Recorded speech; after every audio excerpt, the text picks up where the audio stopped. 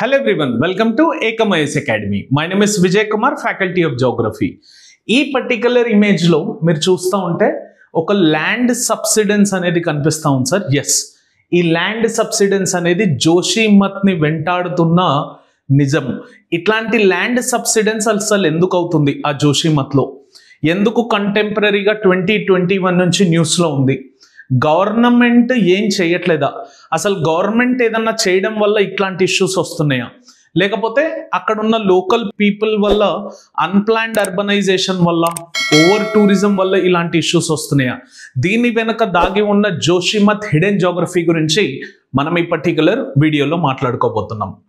అయితే ఈ land subsidence అనేది మనకి జోషిమత్తే కాకుండా ఇంకా చాలా ఏరియాస్లో కనిపిస్తూ ఉంటుంది సార్.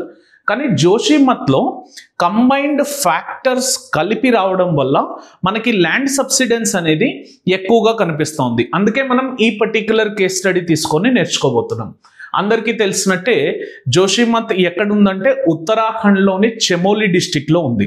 ఆ జోషిమత్ అనేది ఇది వ్యాలీ ఆఫ్ ఫ్లవర్స్కి గాను బద్రీనాథ్కి గాను ఒక గేట్ వేగా ఉంటుంది. అంటే మనం బద్రీనాథ్ రీచ్ అవ్వాలంటే వయా జోషిమత్ రీచ్ కావాలి, లేదా వ్యాలీ ఆఫ్ ఫ్లవర్స్ రీచ్ కావాలంటే జోషిమత్ నుంచి రీచ్ అవ్వాల్సి ఉంటుంది. అయితే ఇట్లాంటి జోషిమత్లో ఈ ల్యాండ్ సబ్సిడెన్స్ అనేది చాలా బిగ్గెస్ట్ ప్రాబ్లంగా మారింది. ఎందుకు మారిందంటే నెంబర్ ఆఫ్ కంబైన్డ్ ఫ్యాక్టర్స్ ఉన్నాయి సార్. ఆ ఫ్యాక్టర్స్ ఏంటనేది మనం ఇక్కడ తెలుసుకునే ప్రయత్నం చేద్దాం. First of all geological factor.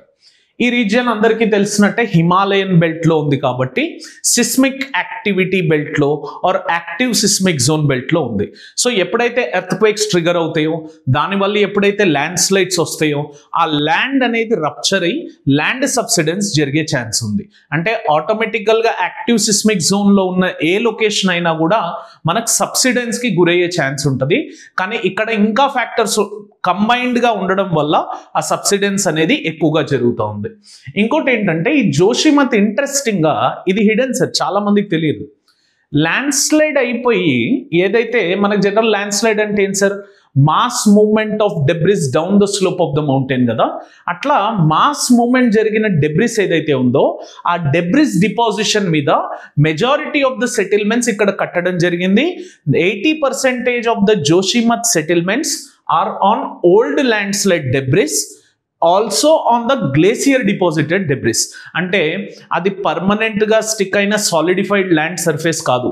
Recent ఫినామినాలో deposit అయిన సెడిమెంట్స్, ఆ ఓల్డ్ ల్యాండ్ స్లైడ్ డెబ్రిస్ లో డిపాజిట్ అయిన సెడిమెంట్స్ మీద మోస్ట్ ఆఫ్ ద జ్యోతిమత్ నిర్మించడం వల్ల మనకి ఈ రీజియన్ లో ల్యాండ్ సబ్సిడెన్స్ అనేది ఎక్కువగా కనిపిస్తూ ఉంటుంది. అయితే ఈ జియోలాజికల్ ఫ్యాక్టర్ అయితే మనం కంట్రోల్ చేయలేము. ఆబ్వియస్లీ జనాలు అక్కడ ఉన్న వాళ్ళు దానికి కావాల్సిన ప్లాన్డ్ సెటిల్మెంట్ స్ట్రక్చర్స్ ని తీసుకోవడం తప్ప వేరే ఆప్షన్ అనేది లేదు. కానీ ఇక్కడ హైడ్రలాజికల్ ఫ్యాక్టర్ కూడా యాక్ట్ అవుతుంది సార్ జియోలాజికల్ ఫ్యాక్టర్తో. మీరు చూస్తే హిమాలయన్ రీజియన్స్ లో ఫ్లాష్ ఫ్లడ్స్ కానీ, క్లౌడ్ బస్ట్ కానీ, హెవీ రెయిన్ఫాల్స్ కానీ చాలా కామన్గా తరచుగా వస్తూ ఉంటాయి. సో ఈ రీజియన్లో ఉన్న హెవీ రెయిన్ఫాల్ కండిషన్ కూడా ఈ ల్యాండ్ సబ్సిడెన్స్కి కాంట్రిబ్యూట్ చేస్తుంది సార్. ఆ వాటర్ అనేది హెవీ రెయిన్ఫాల్తోని ఆ సాయిల్లోకి పర్కోలేట్ అయిపోయి అక్కడున్న సాయిల్ని వీకెన్ చేసి ల్యాండ్ సబ్సిడెన్స్ అయ్యే విధంగా చేస్తూ ఉంది. అలాగే ఆ రీజియన్స్లో స్నోఫాల్ ఎక్కువ ఉంటుంది కాబట్టి ఆ స్నో అనేది మెల్ట్ అవ్వడం, లేదా రీసెంట్గా ప్రామినెంట్ అయిన గ్లేసియర్ లేక్ అవుట్బస్ట్ ఫ్లడ్స్ లాంటివి ఎక్కువ ప్రామినెంట్ అవ్వడం వల్ల వాటర్ ఎక్కువగా సాయిల్లోకి పర్కలేట్ అవ్వడం వల్ల మనకి ఈ రీజియన్స్లో ల్యాండ్ సబ్సిడెన్స్ అనేది కనిపిస్తూ ఉంది. వీటితో పాటు మనకి అలకనంద ఏదైతే రివర్ ఉంటుందో, the headward stream of Ganga river which originates from this particular Badrinath. జనరల్గా 2 రివర్ స్ట్రీమ్స్ ఉంటాయి sir. Bhagirathi originates from Gangotri glacier, Alaknanda originates from Badrinath. ఈ స్ట్రీమ్స్ లో అలక్నంద రివర్ ఏదైతే ఉందో దాని యొక్క సీపేజ్ మూలంగా జోషిమత్లో ల్యాండ్ సబ్సిడెన్స్ అనేది ఇంక్రీజ్ అయ్యే ఛాన్సెస్ ఎక్కువగా ఉన్నాయి, అవి అవుతా ఉన్నాయి. అలాంగ్ విత్ దట్ మనకి రీజియన్ లో గవర్నమెంట్ ఒక హైడ్రో ఎలక్ట్రిక్ పవర్ ప్రాజెక్ట్ ని నిర్మించబోతుంది సార్. దాని పేరు తపోవన్ విష్ణుగఢ్ హైడ్రో ఎలక్ట్రిక్ ప్రాజెక్ట్. అయితే దీనికోసం చేసిన టనల్స్ కానీ, వీటి కోసం క్రియేట్ చేసిన బ్లాస్టింగ్స్ కానీ, వీటి వల్ల కూడా ఇక్కడ ల్యాండ్ సబ్సిడెన్స్ అనేది ఇంక్రీజ్ అవుతూ ఉంటుంది. ఉంటుంది. 2022లో అక్కడ లోకల్ జోషిమఠ్ జనాలు వీటికి అగెయిన్స్ట్గా ధర్నాలు చేయడం కూడా మనం చూసుంటాం. 2022లో గవర్నమెంట్ అగెయిన్స్ట్గా ధర్నాలు చేసింది. ఎందుకంటే ల్యాండ్ సబ్సిడెన్స్ అవుతా ఉంది, గవర్నమెంట్ ఏం మాట్లాడట్లేదు, ఎన్డీఎంఏ ఏం మాట్లాడట్లేదు, ఎన్డీఆర్ఎఫ్ ఏం మాట్లాడట్లేదు, ప్లస్ ఈ రీజియన్లో ఆ కన్స్ట్రక్షన్ పనులాగట్లేదు, దాంట్లో ఎన్వైర్న్మెంట్ ఇంపాక్ట్ అసెస్మెంట్ ప్రాసెస్ జరిగిందా లేదా తెలీదు. సో వీటి వల్ల అక్కడ ధర్నాలు అప్పటి నుంచి జరుగుతూనే ఉన్నాయి. కానీ government some or the other how it is managing the things as such. కానీ ఇప్పుడు ఆ పర్టికులర్ ప్రాజెక్ట్స్ అనేవి మనకి స్క్రూటనీలో ఉండడం జరిగింది. Environment impact assessment process through అవి స్క్రూటనీలో రైట్ నౌ ఉన్నాయి. దాని గురించి ఏదన్నా రిపోర్ట్ వస్తే దాని బేసిస్ మీద న్యూస్ పేపర్లో న్యూస్ ఉంటుంది, హాట్స్పాట్ యూపీఎస్సీలో ఎగ్జామినేషన్లో క్వశ్చన్ అనేది రావడం జరుగుతుంది. మరి ఈ జియోలాజికల్ ఫ్యాక్టర్స్ని కానీ హైడ్రలాజికల్ ఫ్యాక్టర్స్ని కానీ మనం ఆపలేం.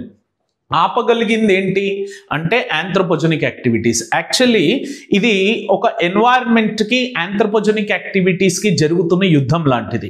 ల్యాండ్ సబ్సిడెన్స్ అనేది జియోలాజికల్ ఫ్యాక్టర్స్ హైడ్రలాజికల్ ఫ్యాక్టర్స్ వల్ల కామన్. కాకపోతే ఈ రీజియన్లో టూరిజం ఎక్కువ ఉండడం వల్ల మనకి అన్ప్లాన్డ్ అర్బనైజేషన్ అనేది చాలా ర్యాపిడ్ రేట్లో గ్రో అయింది. ఇల్లీగల్ కన్స్ట్రక్షన్స్ కానీ అన్రెగ్యులేటెడ్ కన్స్ట్రక్షన్స్ కానీ ఈ అన్ప్లాన్డ్ అర్బనైజేషన్లో భాగంగా ఉండడం జరిగింది. అండ్ ఈ ఆంథ్రోపోజెనిక్ యాక్టివిటీ కంబైన్డ్ అవుతూ ఉండడం వల్ల ఆ ల్యాండ్ సబ్సిడెన్స్ ఈవెంట్ మనకి ఇంకా ఎక్కువగా కనిపించడం జరుగుతూ ఉంది.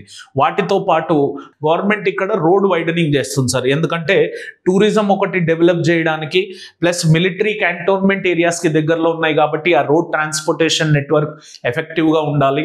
అండ్ చార్ధామ్ యాత్ర హైవేని నిర్మించబోతుంది. ఆ పర్టికులర్ హైవే కోసం ఇక్కడ రోడ్ ఎక్స్టెన్షన్స్ చేస్తూ ఉండడం వల్ల ఈ ఆంథ్రోపోజెనిక్ యాక్టివిటీస్ వల్ల ఇంకా ల్యాండ్ సబ్సిడెన్స్ అనేది ర్యాంపెంట్ రేట్లో ఈ పర్టికులర్ రీజన్ లో జరగడం జరుగుతుంది. అలాంగ్ విత్ దట్ ఇక్కడ జరిగిన డిఫారెస్టేషన్ ఏదైతే ఉందో, ర్యాపిడ్ డిఫారెస్టేషన్, అవి సాయిల్ ని స్టిక్ ఆన్ అవ్వకుండా పర్కులేట్ అయ్యి మూవ్ అయ్యేలాగా చేస్తుంది. So deforestation is also one particular entity which is making this land subsidence to happen. అలా geological factors, hydrological factors and anthropogenic factors కలిపి ఉండడం వల్ల ల్యాండ్ సబ్సిడెన్స్ అనేది మనకి ఇక్కడ ఎక్కువగా కనిపిస్తూ ఉంది. యాజ్ నేను చెప్పినట్టే ఆంథ్రోపోజెనిక్ అండ్ ఎన్వైర్న్మెంట్ కన్ఫ్లిక్ట్ ఏదైతే ఉందో దాని ఎఫెక్టివ్ రేట్ మనకి ఇక్కడ కనిపిస్తూ ఉంది. మరి మనం ఏం చేయొచ్చు సార్ ఈ రీజియన్ని కాపాడుకోవాలంటే? నన్ను క్లాస్లో స్టూడెంట్ క్వశ్చన్ అడిగినారు, మరి ఇవన్నీ తెలిసి కూడా గవర్నమెంట్ ఏం చేయట్లేదా అంటే, it is on government side as well as people side. ఎందుకంటే ఆంథ్రోపోజెనిక్ యాక్టివిటీస్ ఆపాల్సింది లోకల్ జనాలే కదా. సో వాళ్ళు ఆపడం వల్ల ఈ ల్యాండ్ సబ్సిడెన్స్ అనేది తగ్గే అవకాశం అక్కడ ఉంటుంది. ఫస్ట్ థింగ్ ఏం చేయాలి సార్ అంటే, అక్కడ లార్జ్ స్కేల్ కన్స్ట్రక్షన్స్ ని కంప్లీట్ గా బ్యాన్ చేయాలి, లేదా ఏ కన్స్ట్రక్షన్ ఉన్నా కూడా దాన్ని రెగ్యులేట్ చేసే విధంగా మూవ్మెంట్స్ ఆర్ చర్యలు తీసుకోవాల్సి ఉంటుంది. This is point number 1. Point number 2, sustainable tourism మోడల్ని ఇంట్రడ్యూస్ చేయాలి. ఎందుకంటే ఈ టూరిజం కూడా ఒక రీజన్గా మారింది అక్కడ ల్యాండ్ సబ్సిడెన్స్ అవ్వడానికి. ఎందుకంటే అక్కడ ప్రెషర్ ఎక్కువైపోతుంది. అమౌంట్ ఆఫ్ టూరిజం, ప్రతి ఒక్క రీజియన్కి ఒక క్యారింగ్ కెపాసిటీ ఉంటుందండి. ఆ క్యారింగ్ కెపాసిటీ దాటేసినప్పుడు ఆబ్వియస్లీ ఆ ల్యాండ్ మీద ప్రెషర్ పడ్డప్పుడు అక్కడ ఐసోస్టేటిక్ బ్యాలెన్స్ డిస్టర్బ్ అయ్యి ల్యాండ్ అనేది ఇలా సబ్సైడ్ అయ్యే ఛాన్సెస్ ఉంటాయి. అందుకే దాని యొక్క క్యారింగ్ కెపాసిటీ తెలుసుకొని లిమిటెడ్ అండ్ పర్మిసబుల్ టూరిజంని మాత్రమే అలౌ చేస్తూ ఇకో టూరిజం మోడల్ని లేదా సస్టైనబుల్ టూరిజం మోడల్ని తీసుకురావడం వల్ల మనకి ఎఫెక్టివ్ రిజల్ట్స్ కనిపించడం జరుగుతాయి. ప్లస్ ప్రతి ప్రాజెక్ట్ ఏది కన్స్ట్రక్ట్ చేసినా అవి ఎన్వైర్న్మెంట్ ఇంపాక్ట్ అసెస్మెంట్ స్క్రూటనీ అండర్లోకి వెళ్ళి వాటి క్లియరెన్స్ వచ్చిన తర్వాతనే అక్కడ కన్స్ట్రక్షన్ చేయాల్సి ఉంటుంది. Plus improved drainage facilities, seepage improvement, surface water improvement, storage water improvement, under ground water improvement అనేది చేస్తూ స్టెబిలైజేషన్, మనకి ఆ స్లోప్ని స్టెబిలైజ్ చేస్తూ ముందుకు వెళ్లాల్సి ఉంటుంది. ప్లస్ ఎఫారెస్టేషన్ లాంటి ప్రోగ్రామ్స్ని ప్రమోట్ చేస్తూ బయో ఇంజనీరింగ్ ఆ రీజన్స్లో డెవలప్ చేస్తూ ఒక లాంగ్ టర్మ్ ప్లాన్ పెట్టుకొని అక్కడ ఉన్న జనాలని సేఫెస్ట్ లొకేషన్స్కి రీలొకేట్ చేసి రీసెటిల్మెంట్ చేసి అక్కడ ఉన్న వారి లైఫ్స్ని కాపాడాల్సిన అవసరం ఎంతో ఉంది. సో ఇలా చేయడం వల్ల మనకు ఆ ల్యాండ్ సబ్సిడెన్స్ అనే ఇష్యూ ఏదైతే జోషిమఠ్లో ఉందో దాన్ని పర్ఫెక్ట్గా మనం హ్యాండిల్ చేయగలుగుతాం.